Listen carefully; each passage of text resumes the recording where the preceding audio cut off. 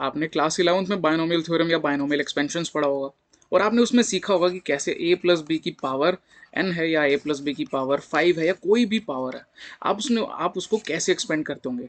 मुझे उम्मीद है आप इस बात को जानते होंगे काफ़ी अच्छे से। आपने जनरल टर्म के बारे में भी पढ़ा होगा, टी आर प्लस वन, है ना, N C R A raise to power N minus R B raise to power R, आपने जनरल फॉर्मूला भी पढ़ा होगा।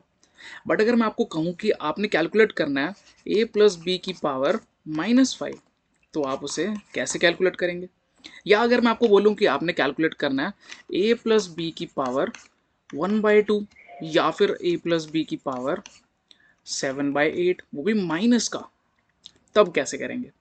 तो हमने जितना भी पढ़ा है उसमें जितनी पावर्स रखी हैं वो पावर्स थी नेचुरल नंबर्स, है ना, जो उसकी पावर्स थी वो नेचुरल नंबर्स वाला हमने अभी तक पढ़ा हुआ है। बट ऐसी कोई चीज़ जिसमें पावर नेगेटिव हो, पावर फ्रैक्शन हो, वो कैसे करेंगे, यहाँ पर बात आती है।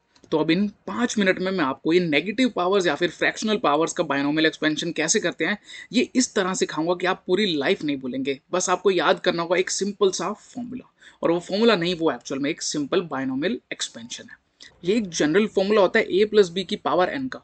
जब इसको एक्सपेंड करते हैं तो जो पूरा का पूरा एक्सप्रेशन बनता है, एक्सपेंशन बनता है, वो ये एक एक्सपेंशन बनता है।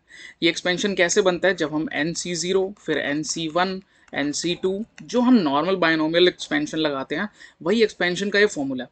बट अगर हम यहाँ पर कोई भी नेगेटिव इंटीजर रख देंगे, फ्रैक्शन रख देंगे, यानी एन की कोई भी वैल्यू रख देंगे, उससे हम इसको बड़े ईजिली कैलकुलेट कर सकते हैं। जैसे कि अगर हम बात करें, हमें कैलकुलेट करना है 1 प्लस एक्स की पावर -1/2।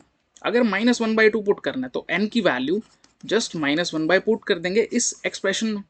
यहाँ पर बनने के बाद ये क्या बनेगा,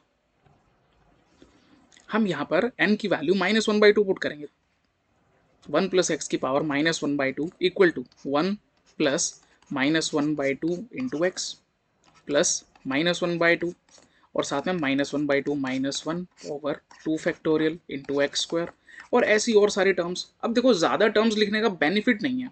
क्यों बेनिफिट नहीं, क्योंकि ये फ्रैक्शन है ना, बहुत ज़्यादा छोटी वैल्यूज होती जाएंगी। देखना कैसे, ये बनेगा 1 -1/2 एक्स प्लस ये -1/2, और साथ में है -3/2 एक्स स्क्वायर बाय 2 ऐसी और टर्म्स आती जाएंगी, है ना। तो ये बनेगा -1 - 1/2 एक्स प्लस ये 1/2 और 3/2 माइनस का हो जाएगा, प्लस ये बनेगा 3/4, और ये 2 होता है 2, ये मल्टीप्लाई हो जाएगा इसके साथ इंटू एक्स स्क्वायर, प्लस ये कंटिन्यू होता रहेगा।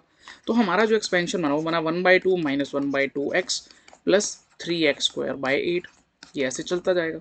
बट आगे आने वाली जो टर्म्स होंगी ना वो वेरी स्मॉल हो जाएंगी, क्योंकि आप यहीं से देख सकते हो, यहाँ से देख सकते हो 3/8 आ चुका है। 3/8 ऑलरेडी एक बहुत छोटा नंबर है, तो आने वाली टर्म्स और छोटी होती जाएंगी। कुछ इस तरह से आप जितने भी नेगेटिव पावर्स हैं, नेगेटिव पावर्स मतलब -2 हो चाहे -1/2 हो, चाहे कोई भी फ्रैक्शनल पावर है, चाहे कोई भी नेगेटिव पावर है, उसको आप इस फॉर्मूला से बहुत ईजिली सॉल्व कर सकते हैं, जो ये फॉर्मूला मैंने यहाँ बताया था।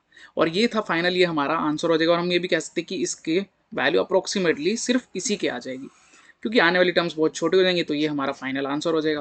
तो देख लो, अगर आप सिर्फ और सिर्फ एक ये फॉर्मूला रिवाइज कर लें, एक फॉर्मूला याद रख लें कि ये इस एक्सपेंशन में एन की वैल्यू कुछ भी आ जाए, चाहे वो नेगेटिव हो, चाहे वो नेगेटिव का फ्रैक्शन हो, कुछ भी आ जाए, आप इसको बहुत ईजिली सॉल्व कर सकते हैं।